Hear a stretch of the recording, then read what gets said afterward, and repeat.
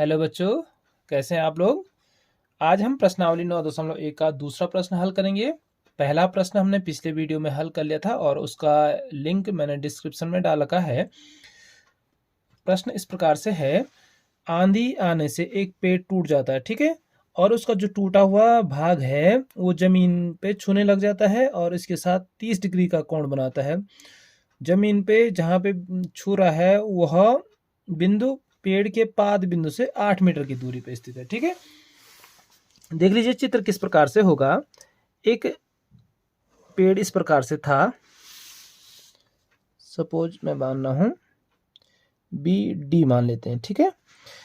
B D एक पेड़ है, वह सी बिंदु से टूट जाता है, ठीक है। और जो ये सी डी जो है वो जमीन को छूने लग जाता है, टूट करके इस प्रकार से नीचे मुड़ जाता है, ठीक है। और ये जमीन से कितने डिग्री का कोण बना रहा है, प्रश्न के अनुसार कितना है बताओ बच्चों। ये बना रहा है 30 डिग्री का कोण, ठीक है। और सपोज इसको मान लेते हैं ए बिंदु, और ये 90 डिग्री का कोण हो जाएगा। पेड़ का शिखर जमीन को छूता है और वह पाद बिंदु पेड़ का निचला हिस्सा होता है जो यहाँ पे बी है, और जहां पे पेड़ का शिखर छू रहा है जमीन को वो ए बिंदु है। तो इसके बीच की दूरी है 8 मीटर की, ठीक है। और देख लीजिए पेड़ जो खड़ा भाग है पेड़ का अब वो है बीसी और टूटा हुआ भाग एसी, ठीक है। पहले पेड़ था इतना बड़ा। अब हम क्या करेंगे, क्योंकि पूछा गया है पेड़ की ऊंचाई ज्ञात करनी है। अगर ऐसा लिखा रहता है कि शेष पेड़ की ऊंचाई तो हम केवल बीसी निकालते, तो वो अभी हमने पहले बीसी निकालनी है, उसमें क्या ऐड करना है, एसी भी ऐड करेंगे, ठीक है। तो सॉल्व करेंगे। तो मान लीजिए, माना पहले इतना मान लीजिए बीसी, तो ये क्या है, पेड़ के शेष भाग की लंबाई या ऊंचाई, ठीक है, बराबर क्या हो जाएगा, क्या माना है मैंने, एच मीटर, ठीक है। इतने को एच मान लेते हैं। अब देखिए पहले एच को निकाल लेंगे। तो एच निकालने के लिए आप देखिए ध्यान से, समकोण त्रिभुज में बीसी क्या कहलाता है, बताओ बताओ। ये कहलाता है लंब, ठीक है। और ए बी क्या कहलाएगा, ए बी कहलाएगा आधार। ये आधार कोण है तो इसके आधार बेस पे ये आधार हो जाएगा, और आधार कोण ये होगा तो सामने वाला लंब हो जाएगा, ठीक है। अब बताओ मुझे, त्रिभुज ए बी सी में बताओ कौन सा त्रिकोणमितीय अनुपात लंब और आधार को बताता है, जल्दी बताओ। आपको मैंने लाल बट्टे का बता रखा था, याद है।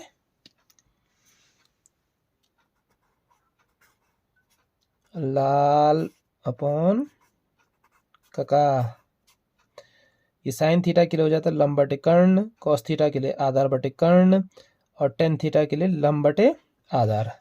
तो कौन आया, टेन थीटा। तो टेन ए बराबर हो जाएगा लंब अपॉन आधार, ठीक है, लंब बटे आधार। और लंब क्या है, बीसी, और आधार है ए बी, ठीक है बच्चों, ध्यान से देखिए। उसके बाद putting the value of angle a and b c arms and a b arms, ठीक है। तो ये हो जाएगा 1030 इक्वल टू बी सी कितना है एच, और ए बी कितना है 8 मीटर, ठीक है। अब ये बताओ मुझे कि 1030 का मान, जल्दी बताओ 1030 का मान। बिल्कुल सही बताया आपने, 1/√3 इक्वल टू एच अपॉन 8।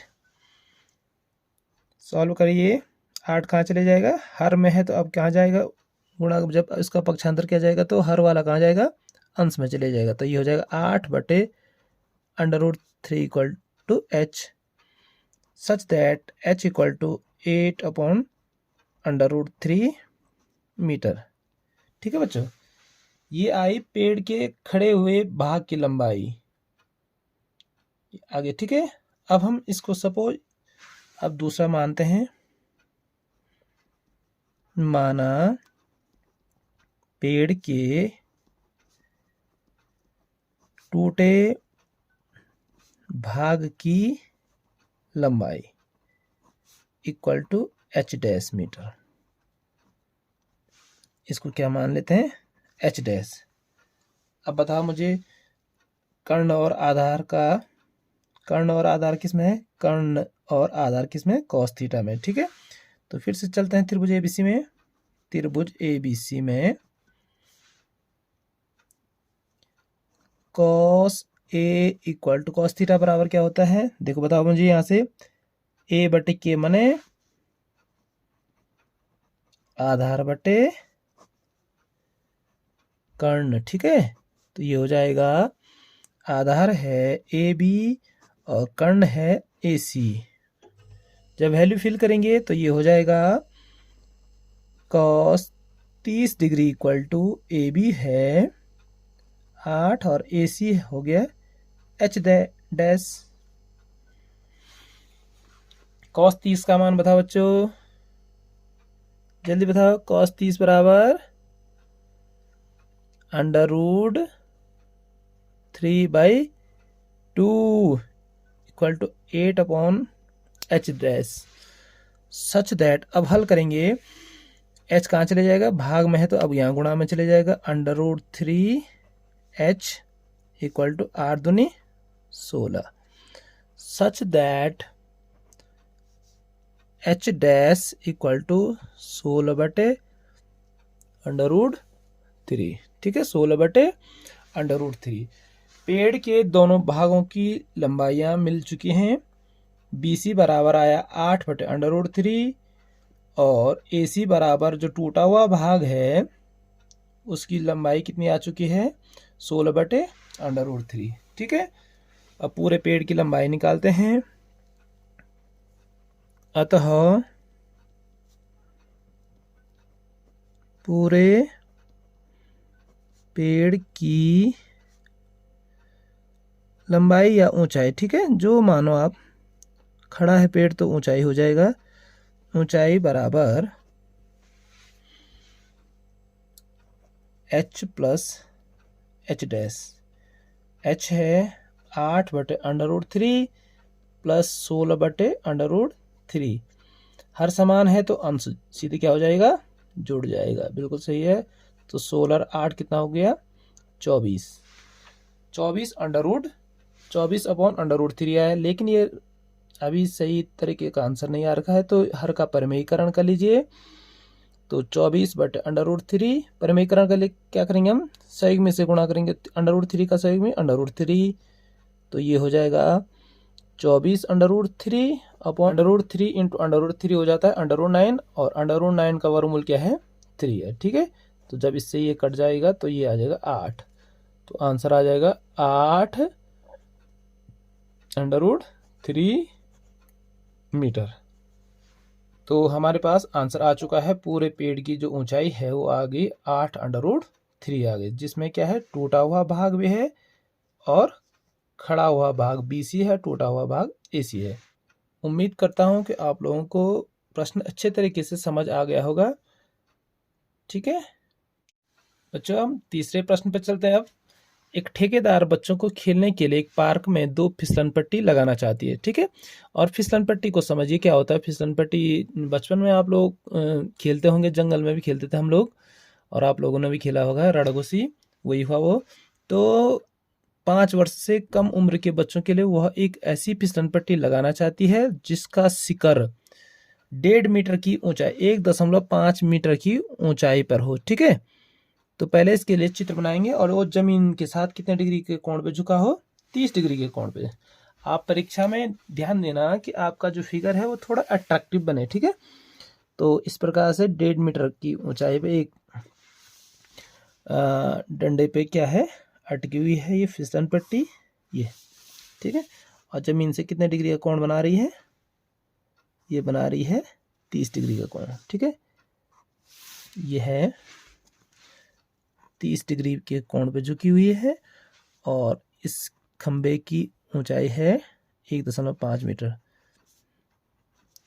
दूसरी कंडीशन में जबकि इससे अधिक उम्र के बच्चों के लिए 5 वर्ष से बड़े बच्चों के लिए वह 3 मीटर की ऊंचाई पर एक अधिक ढाल की फिसलन पट्टी लगाना चाहती है।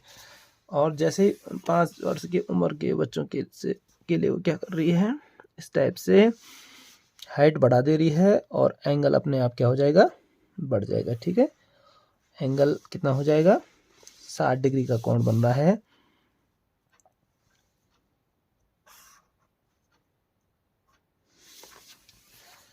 ठीक है, 60 डिग्री का कोण बनाती है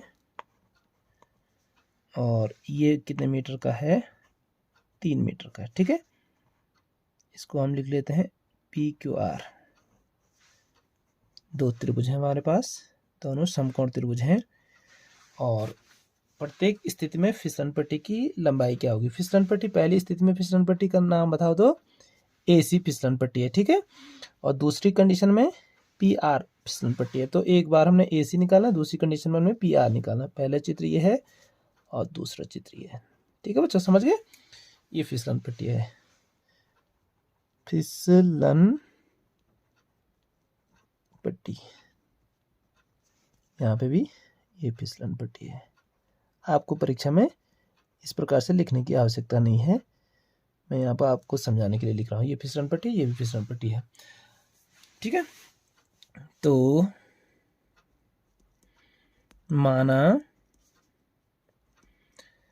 पहली स्थिति में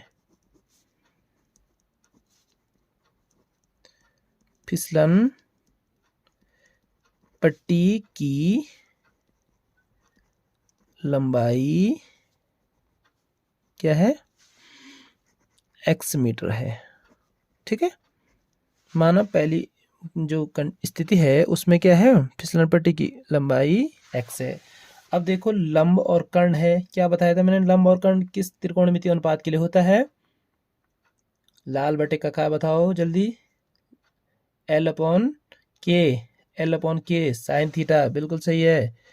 त्रिभुज ABC में क्या करेंगे हम, साइन A इक्वल टू लंब बटे कर्ण। ठीक है, लंब BC है और कर्ण क्या है, AC है। एंगल की वैल्यू रखेंगे, साइन 30 इक्वल टू BC है 1.5। फिसलन पट्टी की जो लंबाई AC है वो क्या माना, x माना। साइन 30 का मान बताओ, साइन 30 हो गया 1/2 इक्वल टू 1.5 अपॉन x। फिर इसका पक्षांतर कर लीजिए, x हर में था अब अंश में चले जाएगा यहाँ से। इस प्रकार से जो हर में होता वो अंश में जाता, अंश वाला हर में चले जाता। ठीक है, तो x into 1 equal to x और 2 गुणा गए 1.5 इक्वल टू 15 दूने 30 और एक स्थान दशमलव, तो ये हो जाएगा 3 मीटर। ठीक है बच्चों, तो पहली स्थिति में जो फिसलन पट्टी की लंबाई है वो हो जाएगी 3 मीटर की। समझ गए। अब क्या करेंगे, दूसरी स्थिति में चलेंगे। माना दूसरी स्थिति में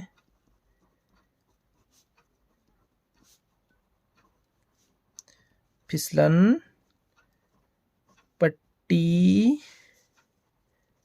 की लंबाई अब क्या मानो, suppose y metre.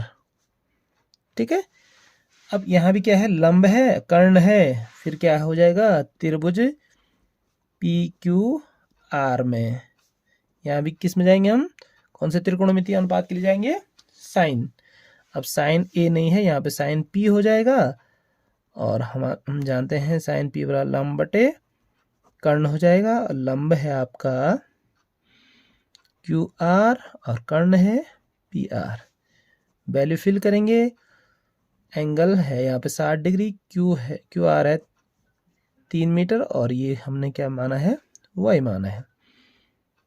Such that अब क्या होगा, साइन 60 का मान बताओ, बिल्कुल सही, साइन 60 बराबर √3/2 equal to 3/y। Such that अब देखो y कहाँ जाएगा गुणा में, जल्दी बताओ। y हर में है, गुणा में चले जाएगा तो y√3, और ये 2 कहाँ जाएगा गुणा में, 3 के साथ, तो 3 दूनी 6, such that y equal to हो जाएगा 6। अब ये देखो जो √3 है वो y के साथ गुणा में है, गुणा वाला हमेशा कहाँ जाता है, भाग में चले जाता है, ठीक है। और मैंने कहा था कि हर में कभी भी अपरिमेय संख्याएं नहीं रखी जाती हैं, इसलिए इसके हर का परिमेयीकरण किया जाएगा।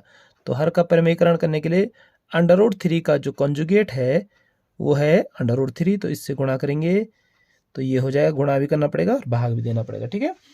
तो ये हो जाएगा 6√3 अपॉन √3 इंटू √3। अभी पिछले वाले प्रश्न में भी किया था तो 3 आया था, तो ये 3 से 6 कट जाएगा 2, ये हो जाएगा 2√3 मीटर, ठीक है। तो दूसरी कंडीशन में फिसलन पट्टी की लंबाई आई है 2√3 और पहली कंडीशन में आई है 3 मीटर, ठीक है बच्चों। अगर आप लोगों को वीडियो पसंद आ रही है तो वीडियो को लाइक करें और अपने दोस्तों के बीच में शेयर ज़रूर करें तथा चैनल को सब्सक्राइब करें बच्चों, ठीक है। Thank you.